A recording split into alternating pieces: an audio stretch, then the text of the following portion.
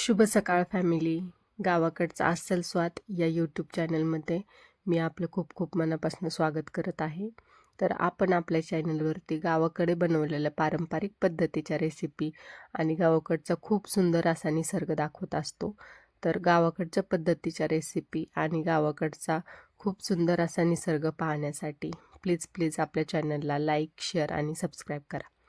तर आज काय झालं, कुक्कुटपालनमध्ये गेले मी आणि मला अंडी सापडली आणि ह्यांनी जो कुक्कुटपालनाला पिल्लासाठी तांदूळ आणले होते 4 कट्टे. तर ते तसंच टाकण्याऐवजी ते हे करून टाकणार होते की शिजवून, मग त्यासाठी चूल पेटवली होती. म्हणून मग मला आठवलं की लहानपणी आम्ही नाही का जी अंडी होती त्याला शेण लावून चुलीमध्ये भाजायचो. तर मग चला म्हटलं आत्ता पण प्रयत्न करू. खूप वर्षांनंतर मला त्याची खूप आठवण झाली. मग गमेल्यात शेण पण होतं, ओटा सारवायला आणलेलं. तर जे अंडा आहे त्याला वरून पातळ लेअर द्यायची शेणाची, कारण की पातळ लेअर दिल्यानंतर ते व्यवस्थित उकडलं जातं. जी चुलीमधली जी वाफ आहे ती त्या अंड्यापर्यंत पोहोचते उकडण्यासाठी. मग मी अंड्याच्या दोन्ही बाजूंना असं पातळ अशा लेअरचं कोटिंग केलं शेणाचं अंड्याला. जे आपल्याकडे कोंबड्या आहेत त्या गावरान कोंबड्या आहेत, तर ही जी अंडी आहेत ती गावरान कोंबड्यांची अंडी आहे.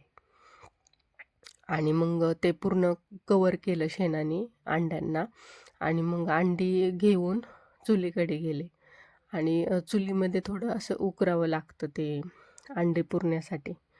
मग ते आधी उकरून घेतलं आणि नंतर मग ते अंडी चुलीमध्ये टाकली. चुलीमध्ये टाकल्यानंतर मग त्याला असं ठेवावं लागतं. एक 15 ते 20-30 मिनटं ठेवलं होतं मी. पण 20 मिनटंच ठेवायला पाहिजे, कारण की नंतर ते असं त्याची व्हाईट जी स्किन होती अंड्याची ती जळाल्यासारखी वाटत होती. मग ती जळाली तर मग ते काय होतं, जे आपलं आपण टरकलं काढतो त्याला जास्त ते व्हाईट लागतं वरचं, मग ते वेस्ट होतं. त्याच्यामुळे मग नंतर एक अंडं दिलं आईंनी, म्हटले एवढं पण टाक, हे पण सापडले.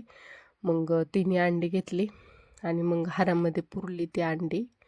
पुरल्यानंतर मग 10 ते 20 मिनटं ठेवले. त्याच्यानंतर मी चेक करायला गेले तर ते झाले नव्हते. त्याच्यातनं एका अंड्यामधनं मी फोडायला गेले तर त्याच्यामध्ये व्हाईट पाणी निघत होतं त्याच्यातनं, म्हणजे ते व्यवस्थित नाही झाले. मग तोपर्यंत आई म्हटली की आहे जागा तर मग बटाटे पण टाका आपल्याला उकडायला, कारण की चुलीमध्ये भाजलेले बटाटे सगळ्यांनाच खूप आवडतात.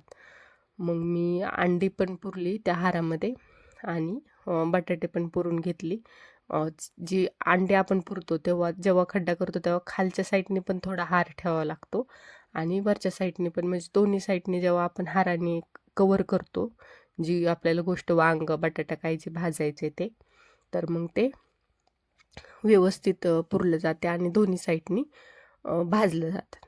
मग नंतर दोन्ही पण बटाटी आणि अंडी पुरली आणि वेट केलं एक 15-20 मिनटं.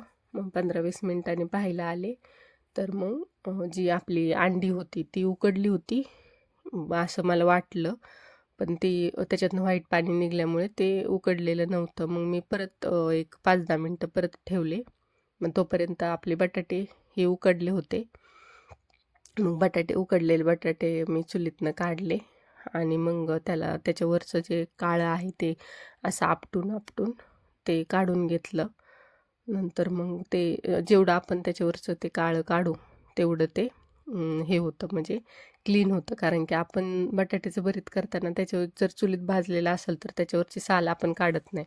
त्याच्यामुळं ते काळं जे आहे जेवढं जे राखेचं वगैरे किंवा जास्त भाजल्यामुळे काळं होतं ते हे काढून घ्यायचं, झटकून घ्यायचं. मग अंडी एका साईडने भाजली होती, मग दुसऱ्या साईडने मी परत पलटून ठेवली आणि जी खालची साईड भाजली होती ती ओपनच ठेवली, कारण की ती भाजली होती, जर जास्त प्रमाणात भाजली गेली तर ती काळी होईल. त्याच्यानंतर मग त्यांनी जो राईस ठेवला होता चुलीवरती भाजायला तो पाहिला किती प्रमाणात शिजला आहे काय नाही. मग त्याला थोडं थंड होऊन द्यावं लागतं त्या राईसला आणि नंतरच मग आपण ते पिल्लांना टाकू शकतो. जर आपण तांदूळ जर तसंच टाकलं तर तेवढं त्यांचं पोट भरत नाही किंवा तेवढं त्यांच्या अंगी लागत नाही, आणि म्हणून मग ते म्हटले की आपण शिजूनच टाकत जाऊ तांदूळ. आणि मग तोपर्यंत जे आपण शेण लावलं होतं अंड्यांना, मग मी ते वरचं कोटिंग काढून घेतलं. हाताला खूप पोळत होतं, पण तरी पण ते काढलं मी कोटिंग आणि अंडे सोलून घेतली. अंडी सोलायला लागले तर मग तोपर्यंत निम्मं सोललं, म्हणजे एक जी खालच्या साईडनी झाकलेली होती वरची साईड हाराने ती भाजून घेतली. आणि नंतर मग बटाटे शिजले होते मग, आणि अंड्यांना थोडं कसर राहिली होती. मग अंडी परत खालच्या साईडनी, ज्या साईडनी भाजली नव्हती त्या साईडनी परत अशी वरती ठेवली आणि बटाट्याचं जे काळं आहे ते झटकून घेतलं. त्याच्यानंतर मग बटाट्याचं भरीत करण्यासाठी घरामध्ये गेले. बटाटा असं फोडून घेतला पूर्ण आणि त्याच्यावरची सालटी नाही काढली, कारण की त्या सालटीनीच जी चुलीमध्ये आपण भाजतो त्याची चव येते. आणि मग नंतर त्याच्यामध्ये मीठ आणि मिरची टाकली, लाल मिरची, आपली लाल बुकना. तर काही काहींना हिरवी मिरची, लसूण वगैरे पण आवडतं त्याच्यामध्ये, कोथिंबीर असं. पण आमच्या घरामध्ये लाल मिरची आवडते म्हणून मग मी लाल मिरचीचा बुकना टाकला 1 चमचा, आणि मीठ टाकलं चवीनुसार. आणि ह्या भरतामध्ये जेवढं तेल आपण जास्त टाकू तेवढं ते चांगलं लागतं. मग मी 2 पळी तेल त्याच्यामध्ये टाकलं भरतामध्ये, आणि भरीत मिक्स करून मग तोपर्यंत आमच्या आहू जेवण करत होते. त्यांना मग बटाट्याचं भरीत खूप आवडतं. त्यांना म्हटलं की तुमच्यासाठी बटाटे टाकले होते चुलीमध्ये. मग त्यांना पण ते खूप आवडलं, खूप टेस्टी झाले असं म्हटले ते. आणि त्याच्यामध्ये कोथिंबीर वगैरे टाकून मग ते त्यांना दिलं मी. तोपर्यंत मग नंतर अंड्यांना थोडी कसर होती, मग परत अंडे सोलायला आले. अंडी झाली होती तोपर्यंत. आणि काही जे अंड्याचं व्हाईट आहे ते टरकल्याला चिटकलं होतं, मग ते आमच्या मनीमेवला टाकलं, ती तिथंच होती. हे अशा प्रकारे आपले अंडे व्यवस्थित चुलीमध्ये उकडलेले आहेत. ते जरा जास्त वेळ ठेवल्यामुळे त्याचं व्हाईट जास्त कातडेला लागलं त्याच्या. मग त्याच्यामध्ये मीठ, मिरची आणि कोथिंबीर टाकून मस्तपैकी सगळ्यांनी, घरातल्या सगळ्यांनी एन्जॉय केलं. आणि आई तिकडे दारं धरत होत्या, त्याच्यामुळे मग त्यांना घेऊन गेले तिकडे देण्यासाठी. मग त्यांना ते दिलं. ते पण म्हटले खूप छान झाले. ते म्हटले की जर ही जी आपण चुलीत उकडलेली अंडी जर खाल्ली रात्री झोपताना, तर कसला पण सर्दी, खोकला किंवा आपला घसा वगैरे दुखतो ते व्यवस्थित होतं. थँक्यू सो मच व्हिडिओ शेवटपर्यंत पाहिल्याबद्दल. असंच आपला सपोर्ट राहू द्या, आणि कमेंटमध्ये कळवा की तुम्हाला अशा युनिक पद्धतीच्या रेसिपी पाहायला आवडतील का. Thank you so much.